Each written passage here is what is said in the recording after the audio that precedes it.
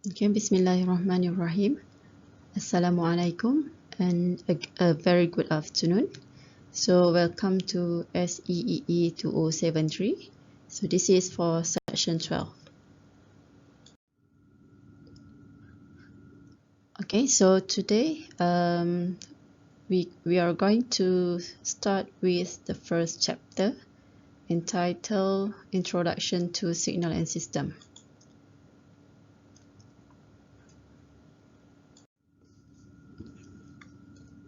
Okay, this is the synopsis of the course. As mentioned earlier in the course information file, so you'll be exposed to basic properties of signal in both time domain and frequency domain. Okay, so topics covered in this course includes basic properties of continuous time and discrete time signal, Fourier series, Fourier transform, and Laplace transform. Both Fourier transform and Laplace transform will be in frequency domain, and you'll be using the concept or theories that you have learned in Fourier to design a filter.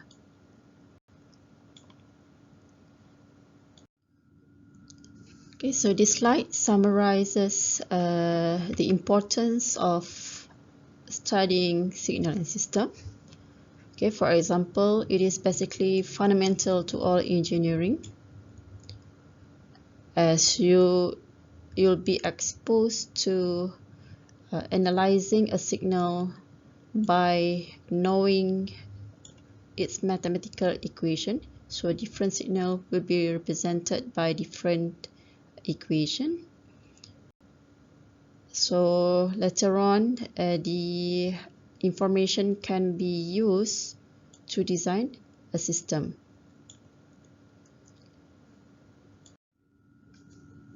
Okay, why you need to learn this subject? What is or are the motivation? Okay, so for information, this subject is basically a prerequisite to the following courses. The first one is SEEE 3533, Communication Principle. This is the third year subject in which you will be applying basic knowledge that you have learned in signal and system in this particular course.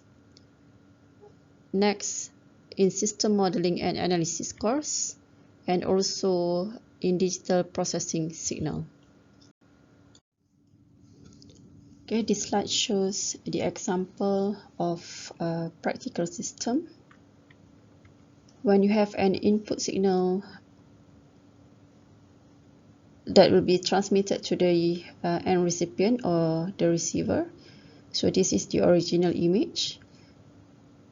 Then you send it into the system. If there's no process involved or done in the system, the recipient may receive a noisy or disturbed image.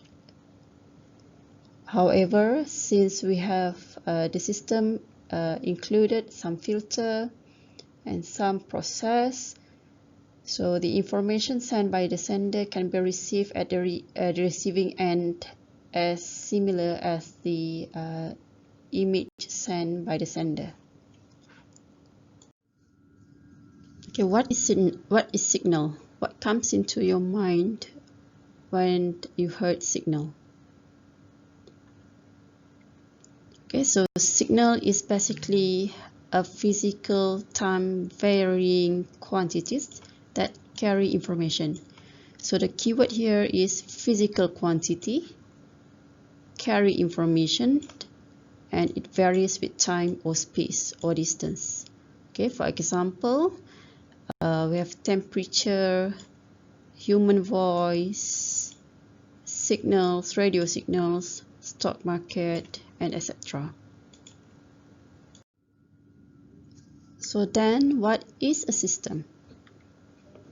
Okay, a system is basically a processor,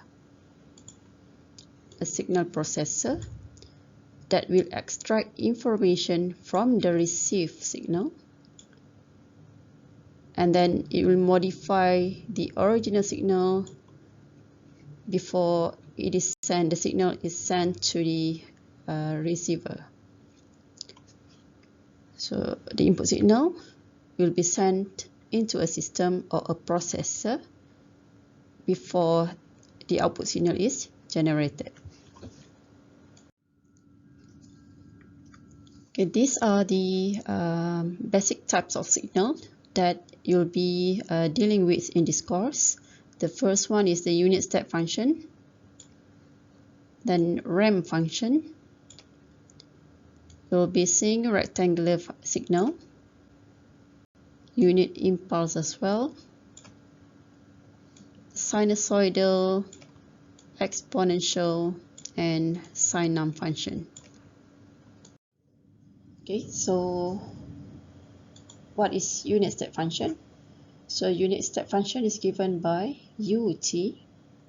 Okay, the amplitude is 0 when t is less than 0, and the amplitude will be 1 if the t is larger than 0.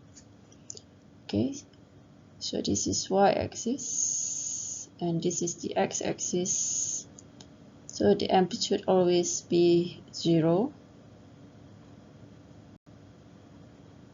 when t is less than 0, and the amplitude will always be 1 when the t is larger than 0. So this is ut and this is t. And then what is a ramp function? Ramp function is given as RT, or you can use different notation as well. But the amplitude will be 0 when t is less than 0, and the amplitude will be t when the t is larger and equal to 0. Okay, and then what is unit impulse? Unit impulse, unit means 1, so impulse is something like beats. Okay, so unit impulse is given as delta t, and the amplitude is always 0 when t is not equal to 0, and the amplitude is 1 when t equal to 1. Okay, just as the graph shown here. Okay, next is rectangular signal. So given by the equation xt equal to a rectangular representing the shape of the signal, t divided by capital T. So the a is basically the amplitude of the rectangular, and the t is basically the duration, okay, the fundamental period of the signal. Okay, next is the triangular signal given by xt in this case. So triangular signal can be defined by this equation in which xt equal to a, the amplitude of the triangular, and then the modulus t, meaning that it will happen in both positive and negative t, and the t is the fundamental period of the triangular signal. So this is the fundamental period of triangular signal. Okay, meanwhile, exponential signal given by e to the power of alpha t. So the signal or the shape of the exponential signal will be dependent on the alpha, whether it is 0, positive or negative values. Okay, you can look at the figures here. So the alpha or the signal shape will be different depending on the alpha. If alpha equal to 0, alpha is less than 0, and alpha is larger than 0. Okay, you'll be using quite a lot of this signal as well, sinusoidal signal. So sinusoid represent the basic shape of sinusoid function. Okay, either it is sine wave or cosine wave. Okay, so you should be able to differentiate which one is cosine and which one is sine function. And next is the sin function. So sin function is not equal to sine function. Okay, so sin function is given by, so sin t, for example, equal to sin t divided by t. Okay, next we'll be looking at classification of signal. Okay, these are some of the signal classification that you'll be exposed to in this course. So you'll be exposed to continuous and discrete signal. So what's the difference with analog and digital signal, even and odd, deterministic and probabilistic, harmonic, energy and power signal.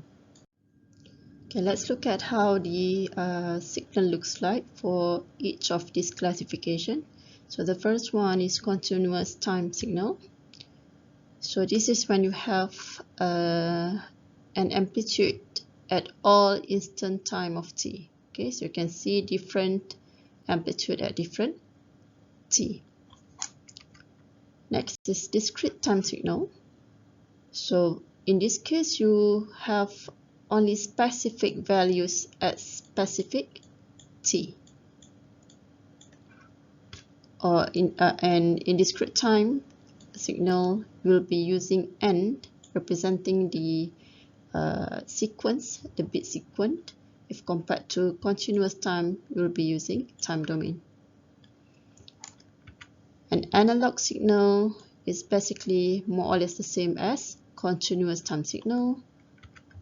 And in digital signal, you'll be having a range, more or less the same amplitude at a given range of time.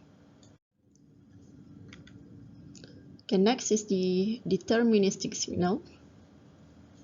So a signal in which the value is predictable. Okay, it can be reproduced identically, arbitrarily often. However, for probabilistic signal, it's also called random signal when the value of the signal cannot be predicted. For example, noise. Okay, next is the harmonic signal. Harmonic means a repetition of the same signal in sequence. Okay. Okay, so you can see at the bottom here some signals, whether it is harmonics or not. Okay, so the harmonic signal basically the fundamental signal ft that repeat itself a few times. Okay, and represent the harmonics number. Okay, the times the signal repeat itself. So the minimum value for t is known as fundamental period given by t naught. So from the figure here, you can see the t naught is basically a one cycle. Okay, one cycle of signal that repeat itself multiple times. Okay, look at this figure, figure A. You can see repetition of the same signal by 3 times, first, second, and third. Okay, you have 3 harmonics. And in figure B, also harmonic signal, because you can see the same shape repeat itself a few times, and the fundamental period given here is t naught for one cycle. So this is the first cycle, and this is the second cycle, and so on. Okay, how about C? Is this signal harmonic signal? Can be defined as harmonics. Can you see any repetition of this signal? So you can just see only one signal with fundamental period of t, but there's no repetition. So C is not harmonic signal. It's non-harmonics. How about D? You can see only one cycle as well, so it is not harmonic. Okay, so next one is even and odd signal. So its even signal is given by this equation, ft equal to f minus t, meaning that the amplitude of the signal is positive when t is positive, and the amplitude of the signal is still positive when the t is negative. It is also called symmetry signal at vertical axis. So this is the vertical axis. Okay, so you can see a mirror image. Okay, the amplitude is positive at positive t, and it is still positive at negative t. And odd signal defined by ft equal to negative f minus t. The amplitude of the signal is positive when t is positive, but the amplitude is negative when the t is negative. So for odd signal, it is also known as antisymmetry at horizontal axis. So this is horizontal axis. Okay, so it is anti-symmetry. Okay, so when here is positive, here is negative. Okay, so when you look at the signal, when the t is positive, okay, the amplitude is positive. When t is negative, the amplitude is negative. Okay, so it fulfills the equation for odd signal. So look at the rest of the figures. So next, look at this figure. Why it is neither? Okay, when you look at the vertical axis, okay, you can see that the signal is basically a mirror image. So we can say this signal is even signal. How about the next one? This is positive and this is negative. Okay, so here you can see it's even, but here it is odd. So it cannot be grouped into even or odd. So that's why it is neither even or odd. And this one, when look at the vertical axis first, so you can see that's mirror image. On the same image appear on the left and the right hand side, so it is even. And please compare the rest two figures at the bottom. Next is skew signal. Skew, you can look at the shape here. It is skew signal and it's given by this equation. And hidden odd signal. Okay, odd signal combined with DC value, so it becomes hidden and odd signal. Okay, when you look at the original shape, it appears like the odd signal. Okay, so this is the y-axis. Oh, sorry, this is the x-axis. So when you look at the original shape, it's something like this. Okay, so when this signal is multiplied with a DC value, positive DC value,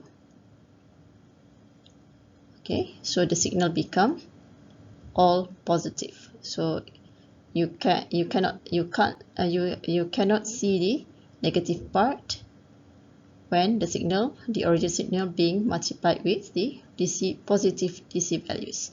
So the signal now being defined as hidden odd signal. Okay, in this slide, you can differentiate between energy and power signal. So please read through the description of the signal and compare the two figures shown. Okay, to end the lecture session today, so I'll provide you with 4 different signals, A, B, C, and D. So please identify what types of signals for A, B, C, and D. So later I'll provide you with a link. So you need to answer to name what types of signal for A, B, C, and D in there.